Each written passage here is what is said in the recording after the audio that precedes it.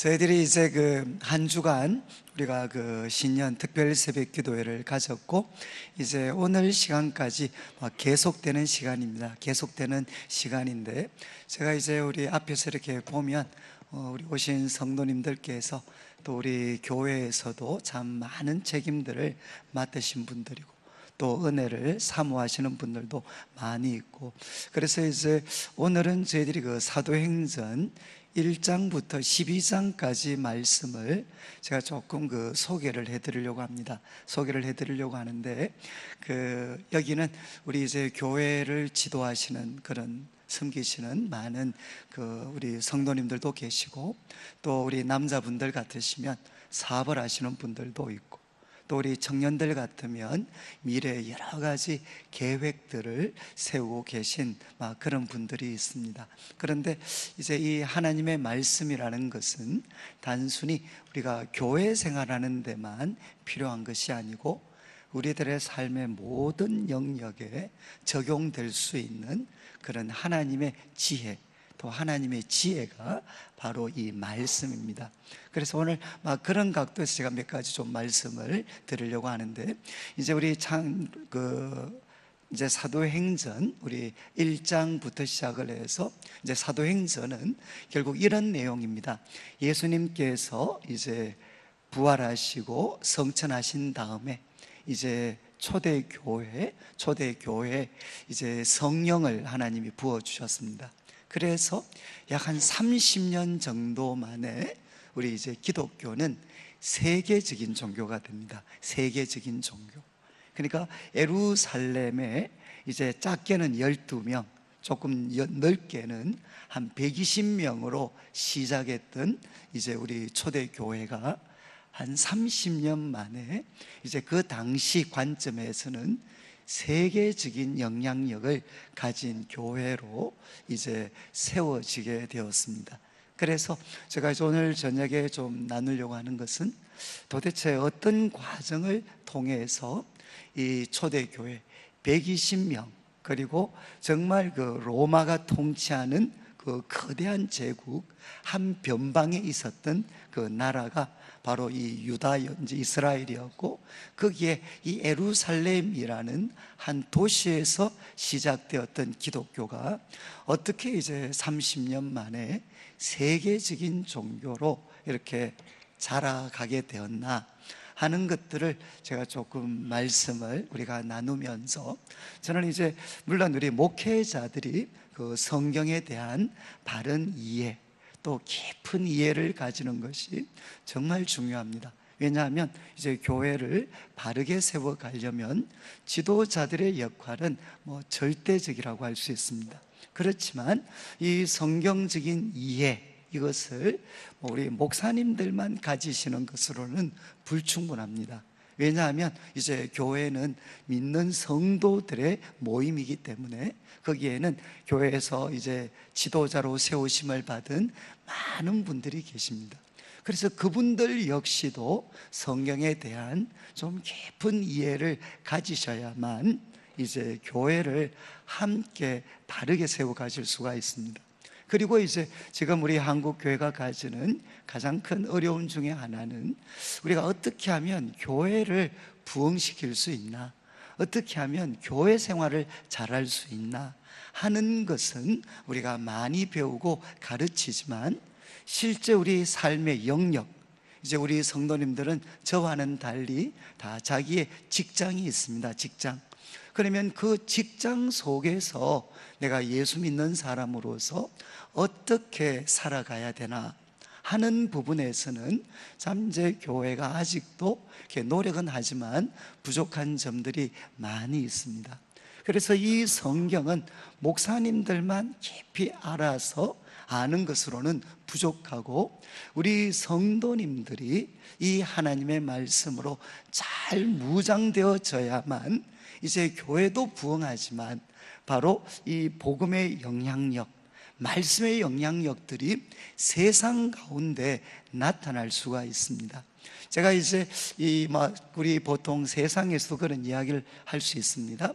정말 아주 대구라는 작은 지역에서 이 구멍가게로 시작을 한 하나의 사업장이 있는데, 만약에 30년 만에 세계적인 기업으로 성장을 했다 그러면 그것은 뭐 아주 정말 그 탑핑 뉴스가 될 수 있죠.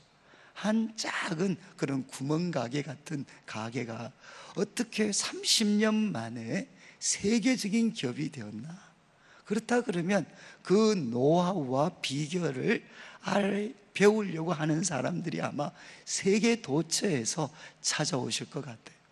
그런 것처럼 이제 오늘 제가 이 사도행전에 있는 말씀을 통해서 저희들이 한 해를 시작하면서 우리가 섬기는 교회도 우리가 말씀의 관점으로 우리 성도님들이 좀 잘 관찰하시고 이해하시고 해석하시고, 그렇지만 거기서 더 나아가서 우리 이제 가정과 우리 사업장도 우리가 하나님의 말씀을 통해 조금 더 새로운 관점으로 우리가 참 나아가실 수 있는 그런 기회가 되셨으면 좋겠습니다. 그래서 우리 사도행전 우리 1장에는 여러분들이 잘 아시는 것처럼 이제 예수님께서 부활하시고 성천하시면서 제자들에게 마지막 부탁을 했습니다. 마지막 부탁. 이제 1장 4절 말씀을 보시면 이제 예수님께서 제자들에게 하신 마지막 부탁이죠. 예루살렘을 떠나지 말고 내게 들은 바 아버지께서 약속하신 것을 기다려라. 그러니까 우리 예수님께서 예수님의 부활을 목격했던 그 제자들, 그들을 향해서 이제 예루살렘 먼저 떠나지 말고 내게서 들은 바 아버지의 약속하신 것, 이거 기다려라. 그리고 그 내용을 5절에서 이야기합니다. 요한은 물로 세례를 베풀었으나 너희는 몇 날이 못되어 성령으로 세례를 받을 것이다. 그러니까 아버지께서 약속하신 것이 무엇인가 하면 바로 성령으로 세례를 받는 것이죠. 그런데 이제 이 말씀은 누가복음 24장 49절, 이제 마지막 구절입니다. 이 말씀과 거의 동일합니다. 제가 한번 읽어드리겠는데 들으시면 되겠습니다. 이제 예수님께서 부활하시면서 누가복음은 이 사건으로 마무리를 합니다. 부활하시면서 그 제자들에게 무엇을 말씀하셨는가 하면, 볼지어다 내가 아버지께서 약속하신 것을 너희에게 보내리니, 약속하신 것을 보낼 거다. 너희는 위로부터 능력으로 입혀질 때까지, 위로부터 능력으로 입혀질 때까지 이 성에 머물라. 이렇게 예수님이 말씀하셨다. 동일한 저자였던 누가는 누가복음으로 이 구절을 마무리를 합니다. 예수님께서 성천하시면서 제자들에게 부탁하신 게 예루살렘 떠나지 말고 아버지의 약속하신 것을 기다리는데, 여기서는 뭐라고 표현했느냐? 위로부터 능력으로 입혀질 때까지. 그런데 지금 이제 사도행전 1장 6, 5절 말씀에는 위로부터 능력이라는 것을 성령의 세례다라는 표현으로 누가는 기록을 합니다.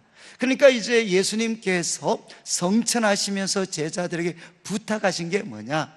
먼저 일하려고 하지 말고 예루살렘 떠나지 말고 아버지께서 약속하신 것, 바로 위로부터 능력, 이 성령이죠. 하나님의 영, 이 성령을 너희들이 받아야 된다. 이렇게 예수님이 약속을, 말씀을 하셨습니다. 그래서 1장 6절에 보면 이제 제자들이 이야기를 합니다. 예수님 성천하시려고 할 때 이스라엘 나라를 회복하심이 이때입니까? 지금 제자들의 관심은 도대체 언제 이스라엘이 이 로마의 지긋지긋한 압제로부터 벗어나서 참 이 이스라엘이 회복이 되나?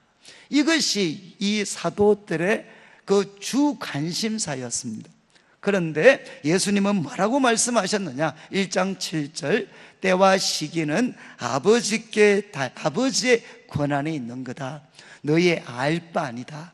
그러면서 1장 8절에 오직 성령이 너희에게 임하시면 너희가 권능을 받을 거다. 성령이 임하시면 권능을 받아서 예루살렘, 온 유다, 사마리아 땅끝까지 이르러서 내 정인이 될 것이다. 내 정인이 되도록 해주겠다. 이렇게 말씀을 하셨습니다. 여러분, 제자들의 관심은 이스라엘 나라의 회복이었어요. 그런데 예수님의 관심은 무엇인가 하면 성령이 임하여서 그들이 예수님의 정인이 되는 것입니다. 여러분, 이제 여기에서 시각교정이 이루어졌죠. 시각교정. 지금 제자들은 빨리라도 이 예루살렘 넘어서서 일을 하고 싶었는데 예수님은 기다려라, 기다려라. 위로부터 능력을 입히울 때까지 기다려라. 그리고 제자들은 이스라엘 나라 회복을 소망했는데 예수님은 성령이 임하시면 너희들이 나의 정인이 될 것이다 라고 말씀을 하셨어요. 여러분, 혹시 이제 한 해를 시작하시면서 오늘 이렇게 오셨는데 지금 마음에 있는 기도 제목이 뭐죠? 불만 딱 끄시면 제일 먼저 기도하실 게 뭐겠습니까? 뭐 기도하실 것 같아요? 이제 뭐 딴 거 아니죠. 우리 가정의 회복, 그리고 우리 사업장의 회복, 그리고 이제 또 하나는 우리 나라의 회복. 이걸 보고 이제 무슨 기도라고 하느냐? 개나발 기도다, 이렇게 이야기를 합니다. 개인과 나라와 국가의 발전을 위해서 기도하는 것. 첫 글자 떼면 개나발입니다. 개인과 나라와 국가의 발전.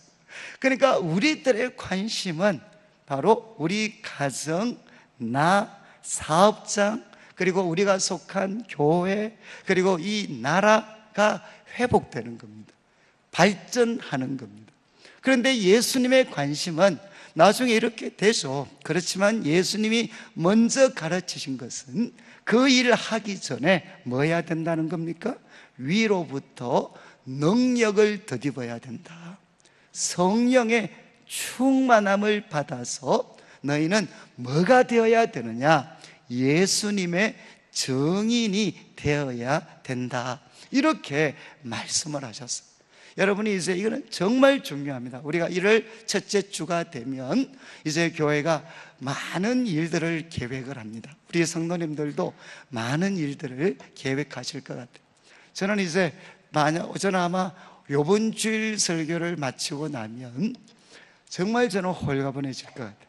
왜냐하면 이제 지난주에 우리가 공동의회를 했습니다. 공동의회.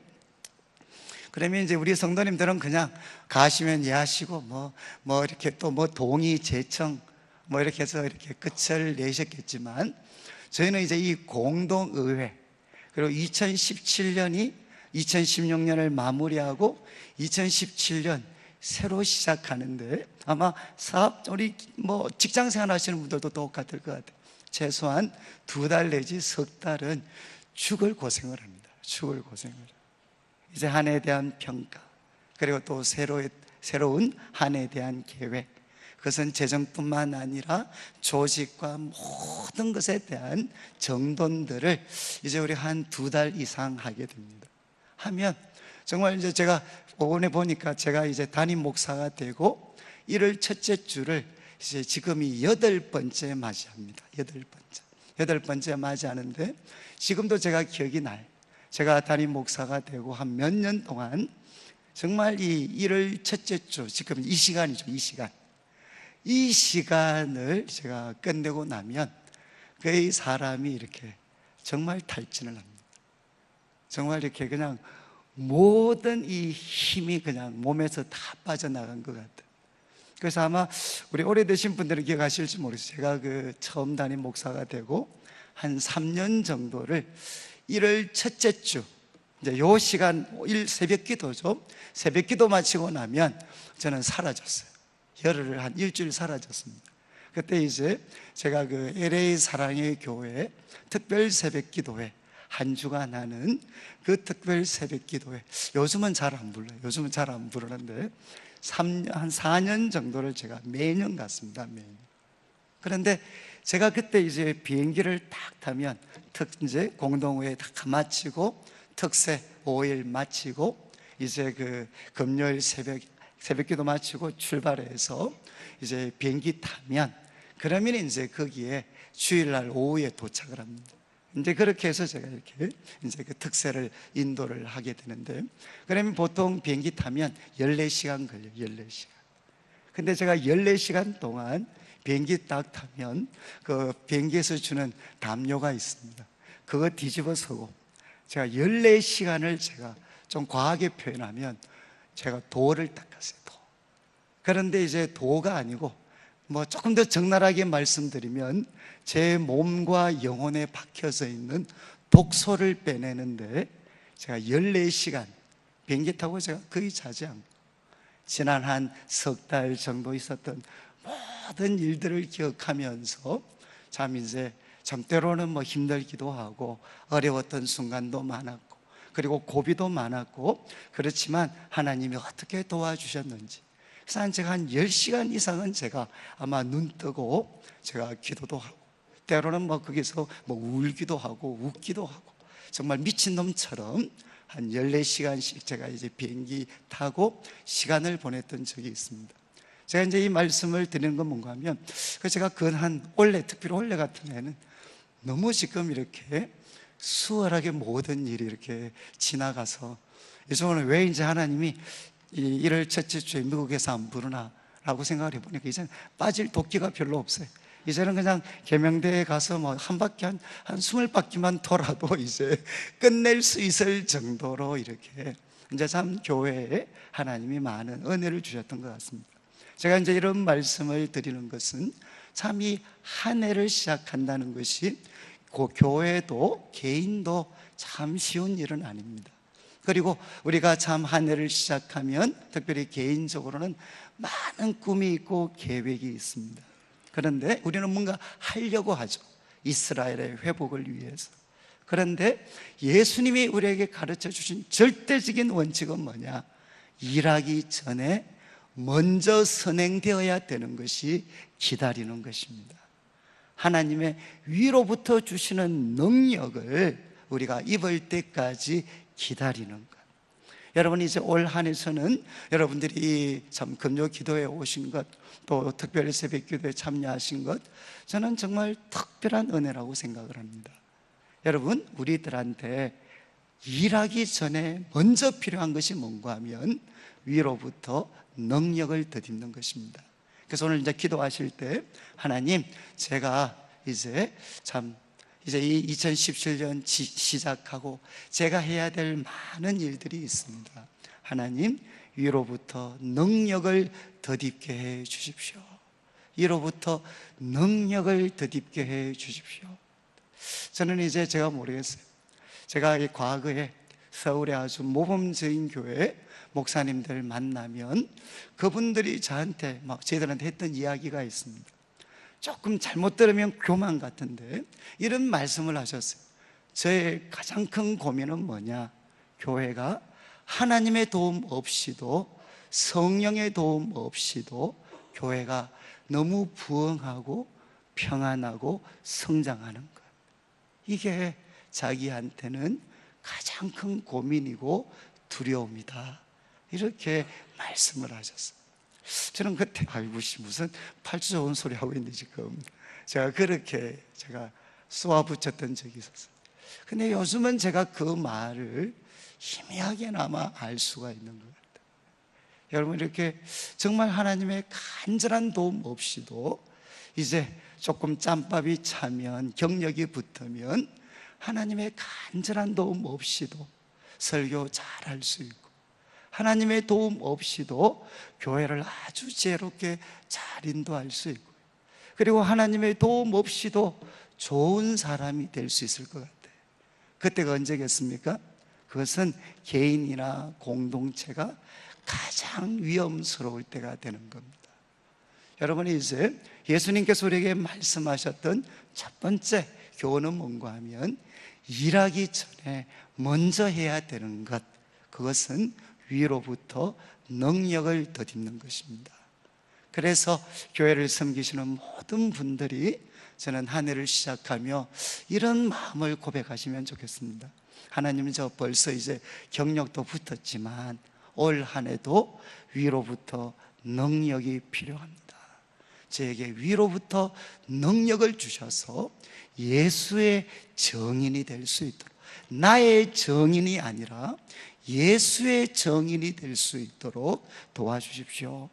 그리고 이제 그래서 정말 그 예수님이 그렇게 교훈하시고 이제 1장 14절을 보시면 이제 120명 가까운 사람들이 모여서 예수 여자들과 또 이런 예수의 어머니 아우들이 다 모여서 더불어 마음을 같이하여 오로지 기도에 힘을 썼습니다. 이거는 우리가 이제 이미 말씀을 드렸어요. 마음을 같이 해서 그리고 그들은 오로지 기도에 힘을 썼습니다. 그런데 재밌는 것은 15절부터 26절입니다.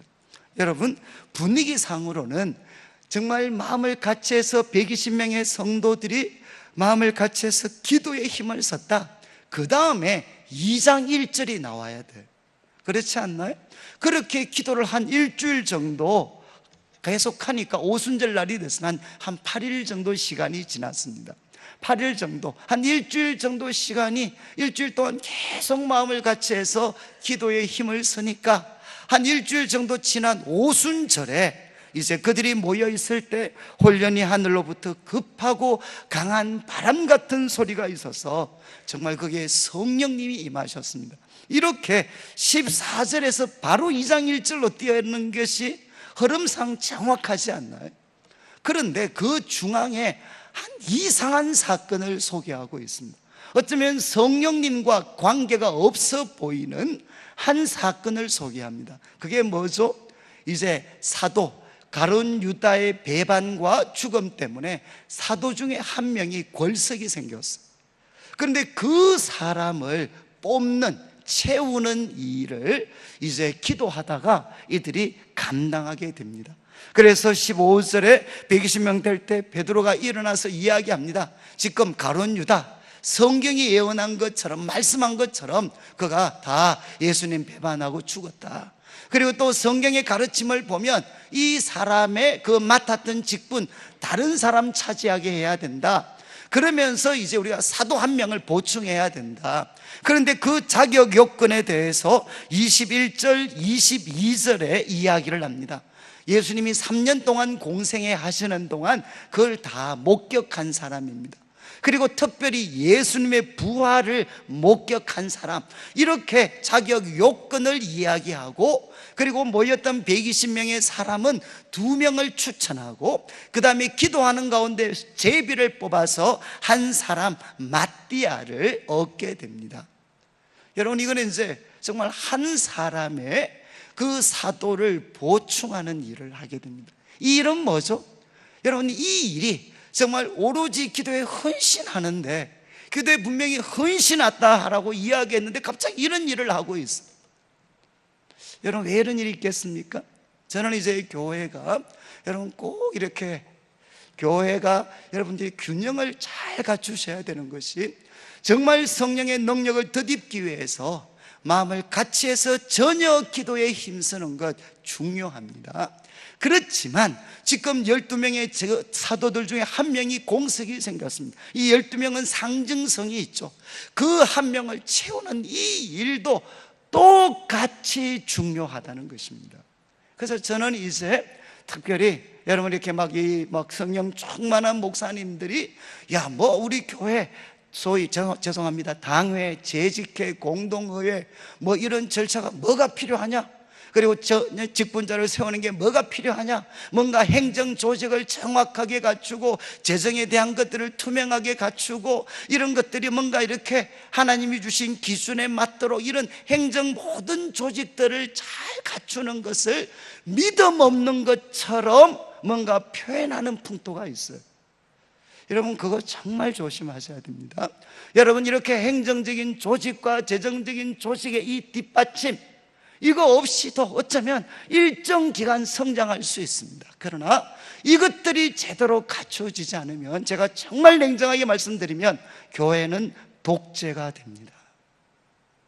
그러면 교회는 자정과 견제할 수 있는 기능이 상실되고 나면 교회는 한순간에 무서운 조직으로 잘못하면 주저앉을 수가 있습니다.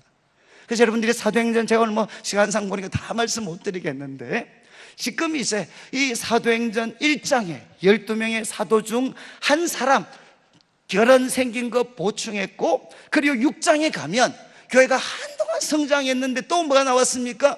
자꾸 구제에서 빠지는 사람들이 나옵니다. 성도들이 불평을 합니다. 그때 뭡니까? 바로 7명의 7명의 집사를 세우게 돼. 7명의 집사, 7명의 집사를 세워서 역할 분담을 합니다.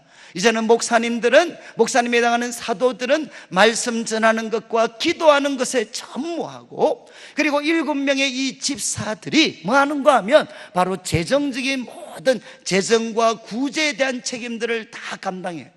여러분들이 나중에 보시면, 그래서 성령과 믿음이 지혜가 충만한 사람 7명 택해라, 이렇게 해서 7 집사를 세우게 됩니다. 그런데 제가 뭐 거기까지 못 나갈 것 같아서 6장 그 부분을 마무리하는 성경 구절에 뭐가 나오느냐, 이렇게 교회가 제도적인 정비가 되어서 지도자들은 말씀과 기도에 집중하고, 그리고 7 집사님들을 통해서 재정과 구제가 제대로 진행되었을 때 그 다음 편이 뭔가 하면 바로 많은 무리들 뿐만 아니라 제사장들의 무리까지도 이 도에 복종하는 일들이 일어나게 돼요. 여러분, 교회가 이제 올바른 행정적인 뒷받침이 되었을 때 더 성도들을 많은 믿는 자들이 일어나고, 특별히 복음을 가장 반대했던 허다한 제사장의 무리들까지 이 도에 복종하는 일이 일어나게 됩니다. 여러분, 제가 말씀을 드리는 것은 이 교회에서 행정적인 뒷받침, 그리고 재정적인 여러 가지 절차, 이 모든 것들은 뭔가 하면 이것 자체도 지극히 영적인 일입니다. 이해하시겠어요? 이것들이 올바로 갖추어졌을 때 교회는 더욱더 부흥하고 성장하게 돼요. 그래서 지금 1장에서부터 정말 성령 충만함을 얻기 위해서 그들은 모여서 오로지 기도에 힘을 썼는데, 그 가운데 베드로가 일어나서 이 행정 조직을 이제 12명의 그 사도를 채우게 됩니다. 바로 이런 가운데 이제 2장에 보면 성령님이 임하시게 되죠. 한 8일 정도 그들이 위로부터 능력을 기다렸죠. 그때 급하고 강한 바람 같은 것, 그리고 불의 혀가 갈라지는 것 같이 그 성령님이 바로 성도들 한 사람 한 사람에게, 한 사람 한 사람에게 임하게 됩니다. 그리고 그들에게 어떤 일이 일어났습니까? 성령이 말하게 하심을 따라서 이제는 낭고 방언으로 방언하게 되는 이 방언들이 하게 되었어요. 여러분, 이제 성령님이 찾아오셨습니다. 이때 이제 어떤 일이 생겼느냐? 바로 이들에게 성령님, 주님이 약속하셨고 그들이 기다렸던 성령님이 그들에게 임하게 되었을 때 2장을 보면 첫 번째 변화는 누구에게 나타납니까? 바로 지도자들에게 나타납니다. 특별히 누구죠? 베드로죠.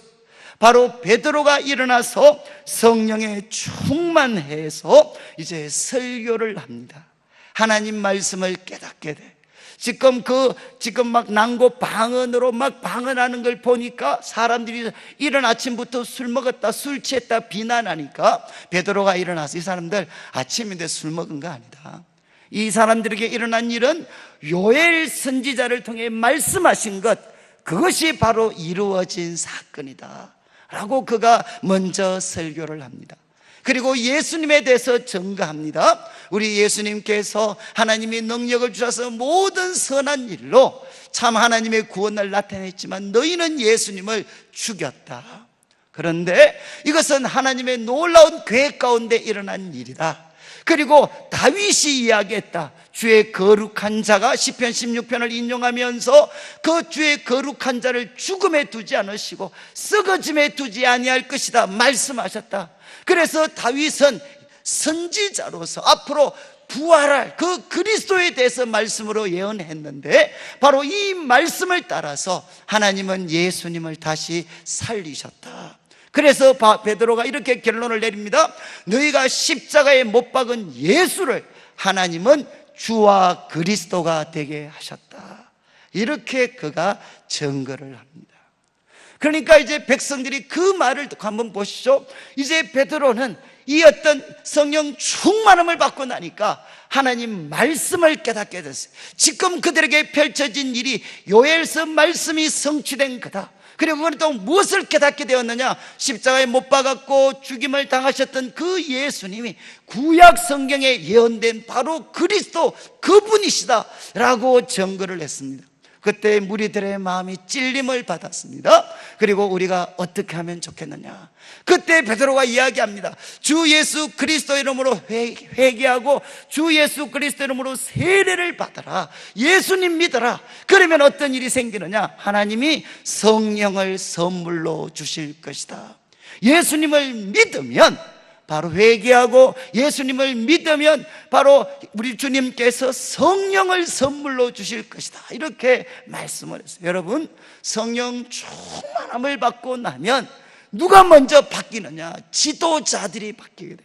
오늘날의 말로 하면 지도자들의 말에, 설교에 영적 권위가 생기게 된다는 거죠. 그리고 영적인 깨달음이 그 설교를 통해 나타나게 되고, 그 말씀을 받은 백성들은 마음의 찔림을 받아서 하나님 앞에 회개하게 되고, 그리고 그들이 회개하고 예수님의 이름으로 세례를 받아서 죄 사함과 그들은 성령을 선물로 받게 됩니다. 그러면 어떻게 됩니까? 한 번의 설교를 통해서 3,000명이 회심하게 됩니다. 그리고 그 회심한 사람들은 그들은 모이기 시작을 해요. 여러분, 은혜를 받으면 모이는 것을 힘쓰게 돼 있어요. 그걸 어쩔 수가 없어요. 정말 말씀을 듣고 성도들과 함께 기도하는 것보다 더 좋은 일이 없기 때문에 우리가 성령의 충만함을 받고 나면 바로 그들은 모이기 시작을 합니다. 그리고 그들은 사도의 가르침을 받아서 전혀 기도하고, 그리고 또 이제는 더 이상 하나님을 만났기 때문에, 예수님을 만났기 때문에 더 이상 자신의 소유를 자기 것이라고 이야기하지 않고 그것을 이제는 사랑으로 나누게 됩니다. 그리고 그들은 가정에서도 주님을 기억하고 모여서도 주님을 찬송하고, 그러니까 백성들의 칭송을 받고 믿는 무리들의 숫자가 더해져요. 이것이 초대교회가 역사 속에 이제는 그 모습을 드러내는 장면이죠. 여러분, 이 말씀이 항상 우리에게 도전하는 게 무엇이겠습니까? 성령 충만을 받아야 지도자가 먼저 살아납니다. 여러분, 이게 너무너무 중요합니다. 여러분, 지금 제가 설교를 하고 있지만 이 설교라는 것은 절대로 간단한 일이 아닙니다. 우리 성도님들의 간절한 기도, 우리 성도님들의 간절한 기도가 없이는, 그리고 본인의 성령 충만함이 없이는 이 하나님의 말씀을 선포하는 시간은 자칫 잘못하면 살리는 시간이 아니고 죽이는 시간이 될 수도 있어요. 저는 여러분들이 새해를 시작하면서 무엇보다 성령의 충만함을 받되, 무엇보다도 말씀을 가르치는 지도자들이 성령에 충만할 수 있도록 기도하셔야 돼요. 그리고 또 우리 성도님들 한 분 한 분들이 다 교회에서 많은 책임들을 맡고 있습니다. 하나님, 저를 성령으로 충만하게 해 주십시오. 여러분, 우리가 성령의 충만함을 받아야만 거기에 하나님의 역사가 나타나요. 성령의 충만함을 받지 않으면 거기에는 무슨 역사가 나타나느냐? 나의 역사가 나타납니다. 이거는 엄청나게 중요합니다. 성령 충만함을 받으면 거기에 성령의 역사, 하나님의 역사가 나타나지만, 그것을 덧입지 않으면 나의 역사가 나타나게 돼요. 여러분, 초대교회 지도자들이 바로 살아나서 말씀을 통해 성령의 권위와 능력, 깨달음을 가지고 선포했습니다. 그리고 이제 성도들은 그 말씀을 받아들였어요. 그래서 그들은 모이기를 힘쓰고 기도하고, 그리고 나누고 섬기고 하나님을 찬송하고, 그리고 그 모습을 보면서 주위 사람들이 그들을 칭송하는 놀라운 역사들이 나타났습니다. 여러분, 우리 성도님들, 우리 교회 모든 활동들이 정상적으로 진행이 되려면 가장 중요한 것은 무엇이냐? 바로 성령의 충만함을 덧입는 것입니다. 저는 이제 우리 교회가, 여러분 참 우리 교회를 보면 여기 계신 분들이 다 그런 분들이시지만 정말 좋은 분들이 많습니다. 물론 지난주 설교처럼 속에 엄청난 괴물들이 다 하나씩 자리 잡고 있지만, 그래도 제가 볼 때 참 훌륭한 분들이 많으셔요. 제가 말씀드렸습니다. 그러기 때문에 우리가 위험해지는 거죠. 과거에는 우리가 보잘것없었기 때문에 하나님의 능력이 없으면 한순간도 살아갈 수 없는 그런 부족한 사람이었습니다. 그런데 이제 우리 교회에도 여러 가지 좋은 훈련, 배경, 경험을 가진 분들이 많이 모여드셔요. 그러니까 뭐가 됩니까? 이제는 축구로 하면 개인기가 탁월하신 분들이 많이 모이기 시작을 해요. 그러면 어떻게 될까요? 하나님의 능력 없어도 개인의 개인기를 통해서 얼마든지 자기가 맡은 소그룹, 자기가 맡은 부서, 자기가 맡은 조직들을 얼마든지 부흥하고 성장시키실 수가 있습니다. 그러면 교회는 점점 어려워지는 거죠. 지금 이제 초대교회가 성령 충만함을 받았을 때 지도자들도 영적 권위를 갖게 되고 성도님들도 성령 충만해서 모이기를 힘쓰고 기도하고 말씀을 배우고 나누고 섬기는 일들을 하게 됩니다. 그리고 여러분 3장에 가면 여러분 아시는 것처럼 나면서부터 걷지 못했던 사람, 그 사람에게 베드로가 어떻게 합니까? 은과 금은 내게 없지만 내게 있는 것으로 너에게 준다. 곧 나사렛 예수 이름으로 일어나 걸어라. 바로 이렇게 성령 충만할 때 하나님께서 한 번씩 특별하게 바로 이제는 예수 그리스도 이름으로 놀라운 표적과 기사를 일으키게 됩니다. 근데 제가 이거는 저는 이런 믿음이 잘 없어요. 원래 기도할 때 요즘 이런 기도를 해야 된다, 그냥 해 주십시오 이러지 말고 나사렛 예수 이름으로 일어나 걸어라 이렇게 해야 되지, 그렇게 해 주시기를 믿습니다 이렇게 하지 마라 이거죠. 그래서 저도 이제 일어나 걸어라 이렇게 한번 하고 싶은데, 저도 성격이 있어가지고 제가 대학부 섬길 때 그때 한 자매가 이제 다리가 아주 불편한 자매가 있어요. 그런데 제가 성령의 충만함을 받았어요. 그래서 제가 한번 지금 같은 상태면 나사렛 예수 이름으로 일어나 걸어라 그러면 걸을 줄 알았어요. 그래서 걸어라 그러고 이렇게 세워가지고 열심히 몇 바퀴 돌았는데 또 정상적인 상태로 돌아갔어요. 그래서 제가 그때 이후로부터는 이제 이 기도는 안 하기로 제가 이제 그때 워낙 제가 창피를 한번 당해가지고 이제 여러분 참 우리가 이 영적인 그런 뒷받침들이 되면 하나님께서 한 번씩 이렇게 놀라운 모든 무리들이 깜짝 놀랄 수밖에 없는 예수 그리스도 이름의 권세를 나타내 보여주셔요. 그런데 참 더 놀라운 것은 막 사람들이 몰려들었어요. 그때 베드로가 뭐라고 이야기했습니까? 베드로가 뭐라고 이야기했는데 여기까지는 해야 되겠네. 3장 이제 3장 12절을 보시죠. 이제 사람들이 막 모여들었을 때 베드로가 이야기합니다. 한마디로 하면 12절 마지막, 이 사람 우리 개인의 권능과 경건으로 이 사람을 걷게 한 것처럼 왜 우리를 주목하느냐. 정말 멋있지 않나요? 성령 충만 받으면 자기가 분명히 예수 이름으로 일어나 걸어라 이렇게 해서 일어나 걸었습니다. 모든 무리가 깜짝 놀랐어요. 그런데 그때 베드로가 하는 말이 왜 나를 주목하느냐? 왜 나를 주목하느냐? 내 개인의 경건 권능으로 이 사람 마치 걷게 한 것처럼 왜 우리를 주목하느냐? 이렇게 베드로가 이야기했습니다. 그런 다음 이제 유명한 구절들이 나오죠. 이제 13절에 아브라함, 이삭, 야곱의 하나님 곧 우리 조상의 하나님이 누구를 영화롭게 하셨느냐? 그 종 예수를 영화롭게 하셨다. 이 사건은 어떤 사건이냐? 하나님이 베드로와 요한 이런 사람들을 영화롭게 하신 것이 아니고 아브라함, 이삭, 야곱의 하나님이 그 종 예수의 이름을 영화롭게 하셨다.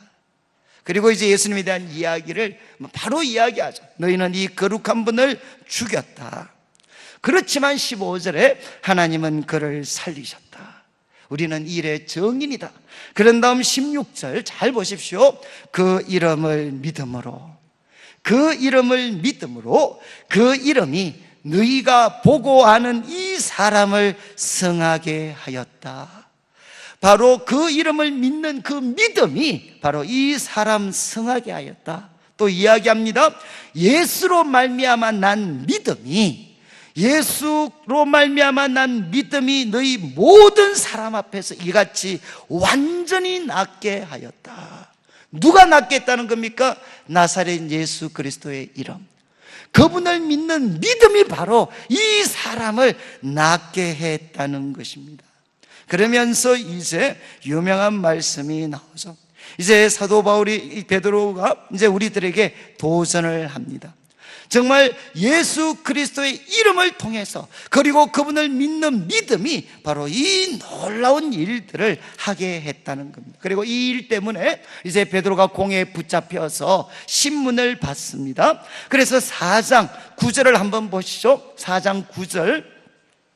베드로가 이제 성령에 충만합니다. 그 예수님을 붙잡고 신문했던 그 공회 앞에 서게 되었을 때 이제 베드로가 또 이야기합니다. 만일 병자에게 행한 착한 일에 대하여 이 사람이 어떻게 구원을 받았느냐고 오늘 우리에게 질문한다면, 어떻게 이 나면서부터 걷지 못했는 사람 이렇게 세웠느냐, 낫게 했느냐 우리들한테 질문한다면 이제 대답해 줍니다. 10절. 너희와 모든 이스라엘 백성들은 알아라. 너희가 십자가에 못 박고 하나님이 죽은 자 가운데서 살리신 나사렛 예수 그리스도의 이름으로 이 사람이 건강하게 되어 너희 앞에 섰느니라. 여러분, 지금 분명히 베드로가 이야기했죠. 어떻게 이 사람이 낫는가 하면 너희가 십자가에 못 박았고 하나님이 다시 살리신 나사렛 예수 그리스도의 이름, 그 이름으로 이 사람이 건강하게 되어 너희 앞에 섰다. 그리고 11절. 이 예수는 너희 건축자들의 버린 돌이지만 집 모퉁이의 머릿돌이 되도록 하나님이 하셨다는 것입니다. 그러면서 이제 너무나도 유명한 9절, 4장 12절. 다른 이로서는 구원을 받을 수 없나니, 다른 이로서는 구원을 받을 수 없나니 천하 사람 중에 구원을 받을 만한 다른 이름을 우리에게 주신 일이 없음이라. 여러분, 천하 인간에 예수 그리스도 이름 외에 구원 얻을 다른 이름을 주신 적이 우리에게 없다는 것입니다. 바로 이 예수님의 이름이 이 사람을 건강하게 했다는 거죠.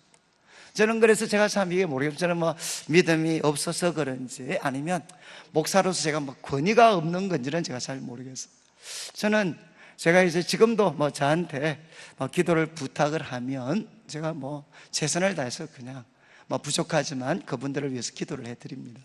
기도를 해드리지만 저는 솔직하게 말씀을 드리면 제가 또 부족하고 어려우면 저는 우리 장로님들, 우리 권사님들한테 얼마든지 저는 기도 받을 수 있어요.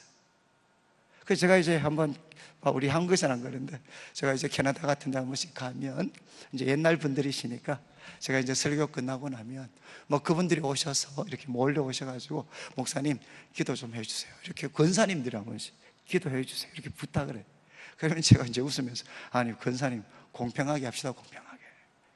권사님이 먼저 나를 위해서 한번 빡시게 한번 기도하고 그래 해주는 거 봐서 나도 권사님 위해서 기도하겠습니다. 그러면 그렇게 기도를 해요. 그래 말씀을 드려요. 그러면 이제 권사님들께서 뭐 저보다 다 20년 30년 연배가 더 있고 삶의 우여곡절을 겪고도 더 겪었고 하나님에 대한 생생한 경험들이 저보다 그분들이 훨씬 더 많잖아요.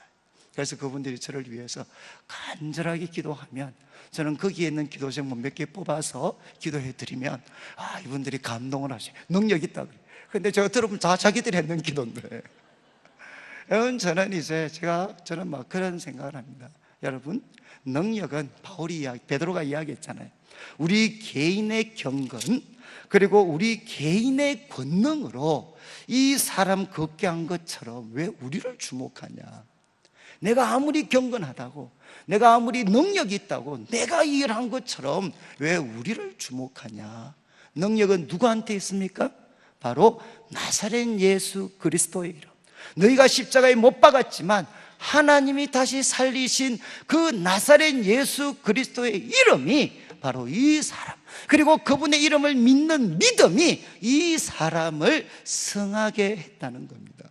저는 그래서 이제 우리 교회 가운데 정말 우리 교회 가운데 이런 분들 많이 계셨으면 좋겠어요. 어떤 우리 집사님들이 기도해 주셔서 예수님의 이름 때문에 누가 참 병에 나았다. 또 누가 이렇게 순장님이 기도해 주셨을 때 거기에 정말 참 예수님의 그 놀라운 치유의 역사들이 나타나게 되었다. 여러분 그게 뭐 우리가 숨길 이야기입니까? 왜 그걸 시시거리면서 해야 돼? 왜 너 기도는 노상 담임 목사만 해야 되죠?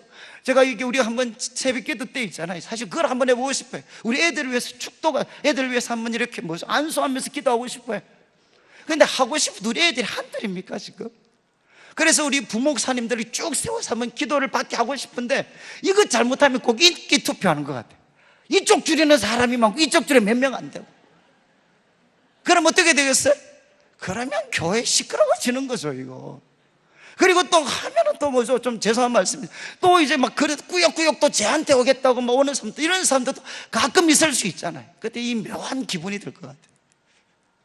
여러분, 왜 이렇게 기도는 매일 뭐 담임 목사 이런 사람들만 하고, 제가 봐도 기도에 대한 능력과 권세와 체험들은 우리 권사님도 훨씬 더 많아요. 우리 장로님 훨씬 더 많아요. 왜 그분들한테는 기도 받으면 안 되죠? 능력은 예수 그리스도의 이름 속에 있지, 꼭 목사가 예수 이름으로 하는 거하고 장로님들이 예수 이름으로 기도하는 거 다른가요?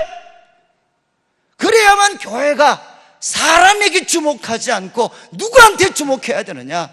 나사렛 예수 그리스도의 이름에 주목을 해야 되는 거죠. 그 이름을 믿는 믿음이 있으면 우리 청년들이 기도해도 하나님의 놀라운 역사들이 나타날 수가 있습니다.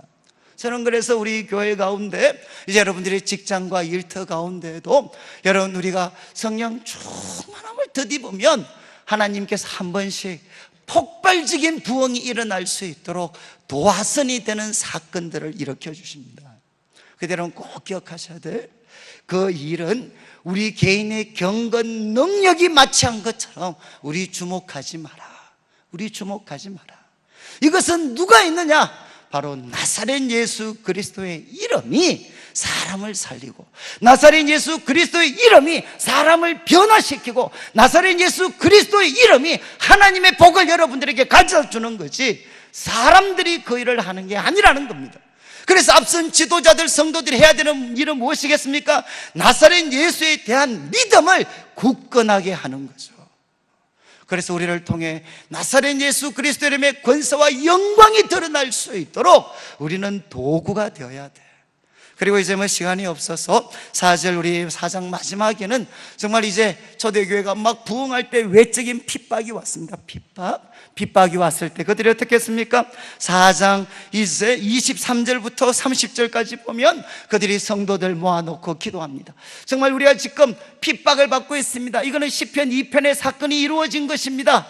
그러면서 그 시편 2편 사건이 우리들에게 이루어진 것이다 한 다음에 29절을 보십시오. 이제 그들이 이렇게 기도합니다. 주여, 이제도 그들의 위협함을 굽어 보시옵고 종들로 하여금 담대히 하나님의 말씀을 전하게 하여 주십시오. 하나님, 우리가 지금 위협당하는 거 보십시오. 종들로 하여금 이런 상황에서도 담대히 하나님 말씀 전하고 30절 손을 내밀어 병을 낫게 해 주십시오.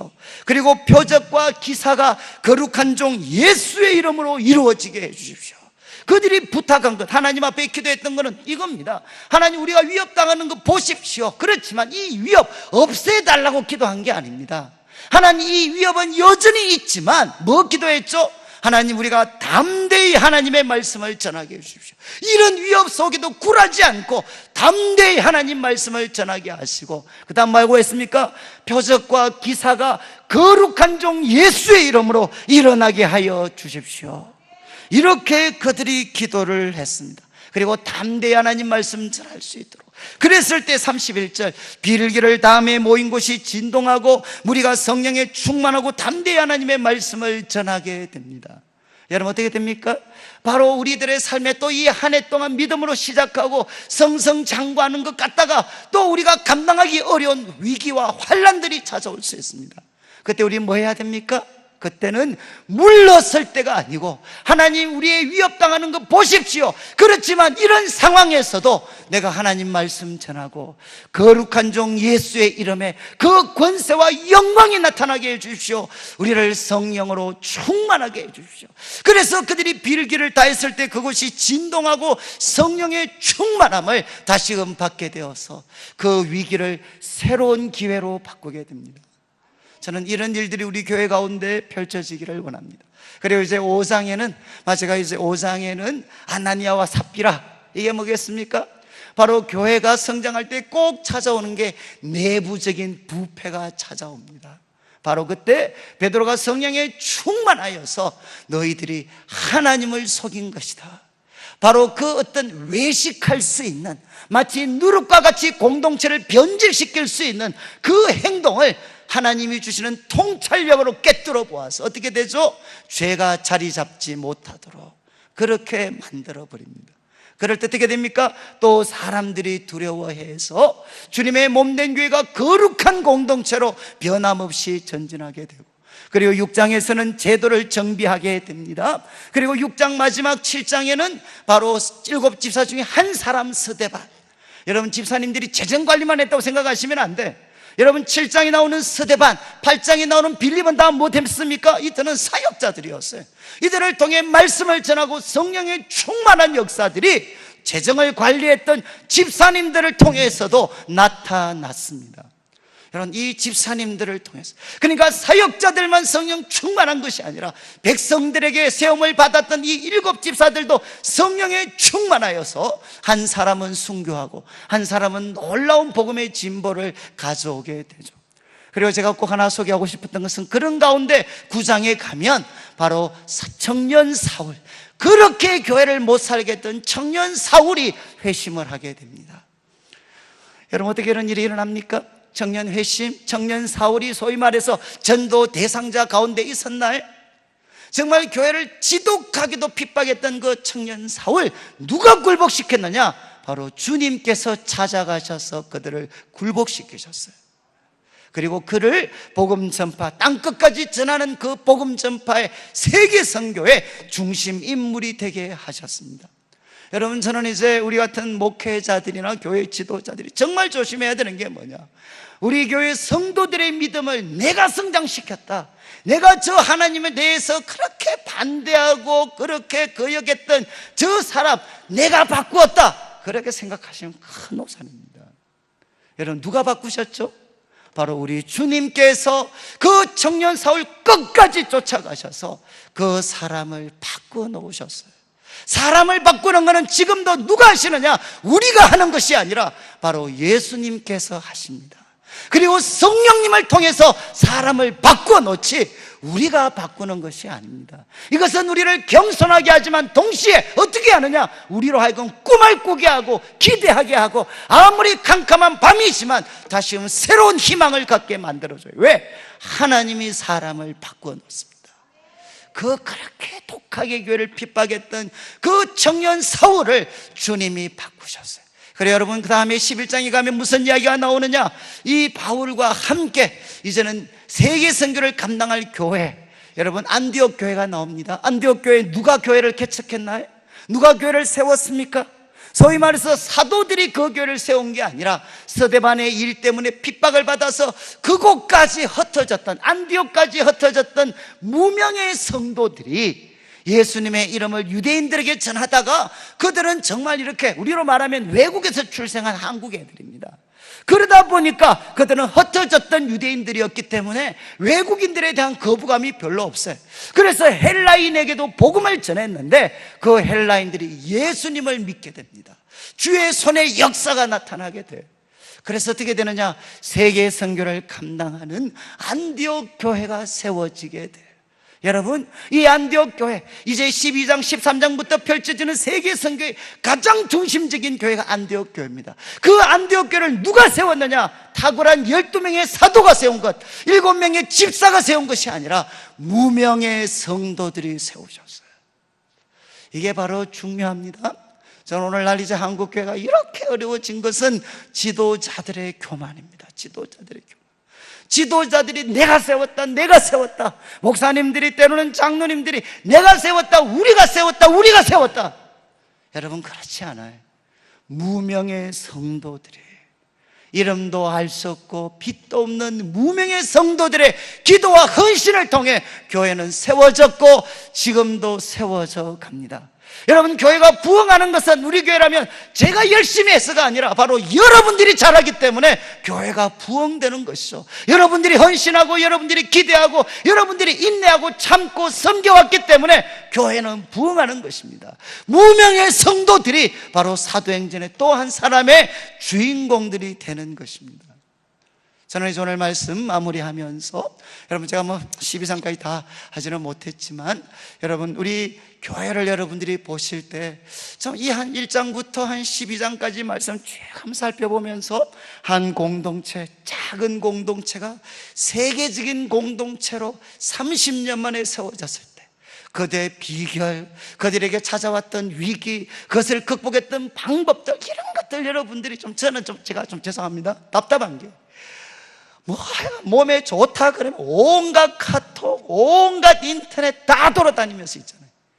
성경 말씀은 하나님의 그 교회가 어떻게 부흥이 되고 성장이 되고 한 사람의 생애가 어떻게 하나님께 붙잡힌 인생이 되어서 그 캄캄한 시대를 밝히게 됐나, 이런 일들을 알고 찾기 위해서 온갖 인터넷을 동원하고 알아보고 찾아내고, 그래서 이렇게 하나님의 말씀으로 무장해 가는 그런 열심과 뜨거움들이 교회에서 자꾸 사라져요.